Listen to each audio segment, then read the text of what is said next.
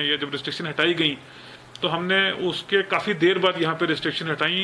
उसमें कोई चांस ना लेते हुए लगभग 10,000 सर्विस प्रोवाइडर ऐसे हैं डिफरेंट सेक्टर से जिनको ट्रेन किया गया और बहुत सारे लोगों की टेस्टिंग की गई। उसके बाद 3,000 से ज़्यादा उलेमा से हम मिले, उनसे हमने बार बार मुद्दमाना अपील की, गुजारिश की, रिक्वेस्ट की कि आप मसाजिद से अनाउंस करें इस चीज़ का जो प्रिकॉशंस लेने की ज़रूरत है।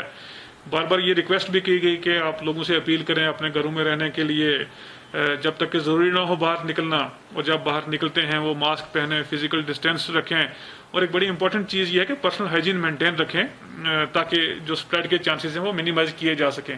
तो डिफरेंट फ्रंट्स पे काम हुआ है। एक तो जो कोविड केयर सेंटर हमने बनाए लगभग 3,000 बेडेड एक फेज में यहाँ पे जो बनाए गए, आज वो यूज़ में आ रहे हैं। आपने देखा बहुत बड़ी सिटीज़ में इतना इंफ्रास्ट्रक्चर यहाँ नहीं था, किस किस्म का क्राइसिस हुआ। आज श्रीनगर में इतने ज़्यादा जो नंबर ऑफ केसेस आ रहे हैं उसके बावजूद उनको प्रॉपरली अकोमोडेट करने के लिए जो कोविड केयर सेंटर हैं वो बनाए गए हैं। हेल्थ इंफ्रास्ट्रक्चर में भी इंप्रूवमेंट काफ़ी हुई है और मुझे लगता है काफ़ी होने की ज़रूरत है जो आने वाले दिनों में होगी।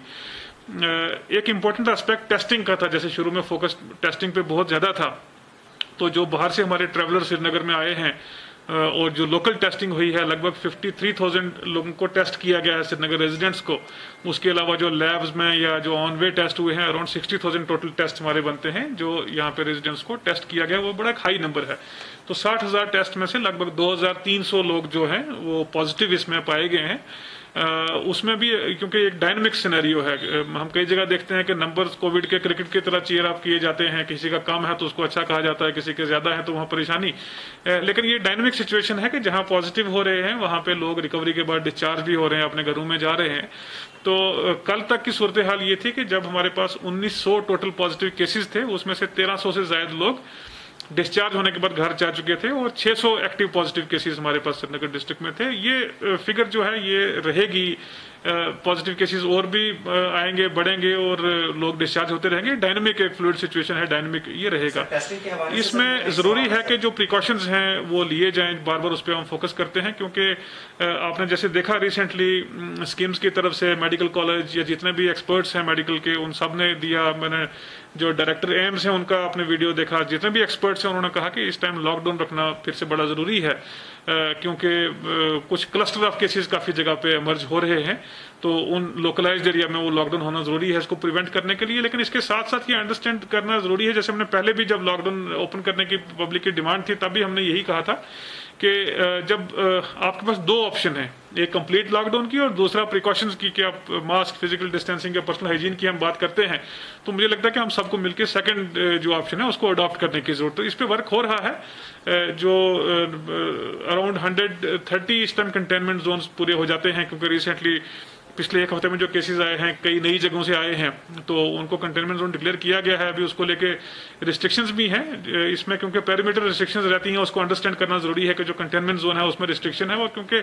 शहर का मैक्सिमम एरिया कंटेनमेंट जोन में आता है तो इसलिए उसमें रिस्ट्रिक्शंस रखी गई है। मैं सिर्फ डिस्ट्रिक्ट पे ही कमेंट करूंगा कि जितना नंबर ऑफ सैंपल्स हमें परमिटेड है एक दिन में वो हम कर रहे हैं, और लैब्स की कैपेसिटी है कई बार उसमें सर्च ज्यादा हो जाती है, नंबर ऑफ केसेस उस पर नंबर ऑफ जब सैंपल्स उनके पास ज्यादा है तो उसमें वो टाइम लग रहा है, तो वहां से भी वो क्लियरेंस की कोशिश करते हैं क्योंकि अब ये जो टाइम लगता है सैंपल्स को आने में वो थोड़ा हमारा उसके बियॉन्ड आ जाता है क्योंकि जो लेबोरेटरी में लोग हैं वो बहुत मेहनत कर रहे हैं, 24/7 वहां काम करते हैं। एट एन एवरेज 18 घंटे लोग ये मशीनें चला के वहां काम कर रहे हैं। जब नंबर ऑफ सैंपल्स बहुत ज्यादा बढ़ जाता है तो ऑब्वियसली इसमें टाइम लग रहा है। आपको याद होगा कि मई के महीने में जब हमारे पास हजारों की तादाद में लोग थे, एट एन एवरेज 10,000 से 12,000 लोग जब हमारे पास यहाँ पे थे, तो तब टेस्ट को बहुत टाइम लग रहा था। उसके बाद जब वो नंबर ऑफ सैंपल्स कम हुआ, ट्रैवलर्स का नंबर कम हुआ, उसके बाद लाइक एयरपोर्ट बाकी जितने भी हमारे लोकल सैंपल्स थे या जो रोड ट्रांसपोर्ट से लोग आ रहे थे उनका सैंपल भी एक दिन बाद मिल रहा था और कई केसेस में 7 डे भी मिल रहा था।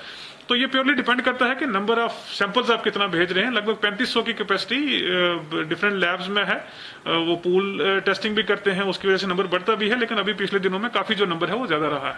हम बहुत स्ट्रिक्ट इस चीज को लेके हैं जो कंटेनमेंट जोन में पेरीमीटर रिस्ट्रिक्शन करनी है। इसको सिर्फ रिस्ट्रिक्शन के हवाले से ही स्टडी करना या डिस्कस करना मुझे लगता है ये ज्यादती होगी हेल्थ प्रोफेशनल्स के साथ, लोगों के साथ और हम तमाम लोगों के साथ जो इसमें स्टेक होल्डर हैं कि जब हम रिस्ट्रिक्शन की या लॉकडाउन की बात करते हैं तो उसका मतलब ये नहीं कि आपने सिर्फ सड़क बंद कर दी, रास्ता बंद कर दिया, लोगों में घरों में रोक दिया, नहीं। पर्पज ये है कि जहां भी ऐसे केसेस मिलते हैं उस एरिया को कंटेनमेंट जोन बार बार इसलिए कहते हैं, पहले देखिए हम इसको रेड जोन कहा जाता था, बार बार कंटेनमेंट जोन इसलिए बोलते हैं कि इस इन्फेक्शन को, इस प्रॉब्लम को स्प्रेड होने से कंटेन करने के लिए वहां मेजर लेने की जरूरत है। तो कंटेन कैसे आप करते हैं, उसमें सिर्फ यही नहीं है कि आपने लॉक कर दिया वहां पे, उसमें एक एक्सटेंसिव एक कॉन्टैक्ट ट्रेसिंग की जरूरत होती है जिसमें लोगों के कोऑपरेशन की हमें जरूरत है। Door to door health survey maximum areas में श्रीनगर में हुआ, आप उसे बखूबी वाकिफ हैं, वो डेटा यूज किया जाता है। फिर लोगों की वहां पे टेस्टिंग की जाती है, जो सैंपलिंग करते हैं वहां पे, तो मल्टीपल पैरामीटर्स हैं जिस पे काम होता है। जब एक पर्टिकुलर टाइम निकल जाता है कि वहां से केसेस नहीं आते तो वो एरिया डाउनग्रेड किया जाता है। इसलिए जरूरी ये है कि हम एहतियात अपनी पर्सनल लाइफ में बरतना शुरू करें, वहां से पब्लिक लाइफ तक ये जाए जो प्रिकॉशन लेने की जरूरत है। तो डेफिनेटली ये जो लॉकडाउन है ये खुद हटेगा जब नंबर ऑफ केसेस डाउन हो जाते हैं। एक कंटेनमेंट जोन में जब पेरीमीटर रिस्ट्रिक्शंस रखी जाती हैं, जब उसको एरिया को बंद किया जाता है, तो मुझे लगता है कि इशारा ही काफी होना चाहिए लोगों के लिए कि इस इलाके में खतरा है, अपनी गाड़ी में चल रहे हैं। वायरस शायद विजिबल नहीं है इसलिए उसकी थ्रेट कम महसूस करते हैं। जब कंटेनमेंट जोन में वो रिस्ट्रिक्शंस रखी जाती हैं तो वो इसलिए है कि यहाँ से ना कोई अंदर आए ना बाहर जाए। अनफॉर्चुनेटली बहुत सारे कंटेनमेंट जोन ऐसे हैं जिसमें देखा गया कि जो बैरिकेड्स लगाए गए हैं, जो पेरीमीटर रिस्ट्रिक्शन रखी गई हैं, वो लोगों ने खुद वहां से रिमूव की हैं। वो उनको खुद एक उसकी वजह से खतरा पोज होता है, खुद एक थ्रेट होती है और नंबर ऑफ केसेस आने वाले दिनों में वहां बढ़ने का हमें खतरा हो सकता है। इसलिए हर एक चीज में आप लीगल या पेनल एक्शन करें, उससे बेहतर ये है कि पब्लिक उस चीज को ऑन करे।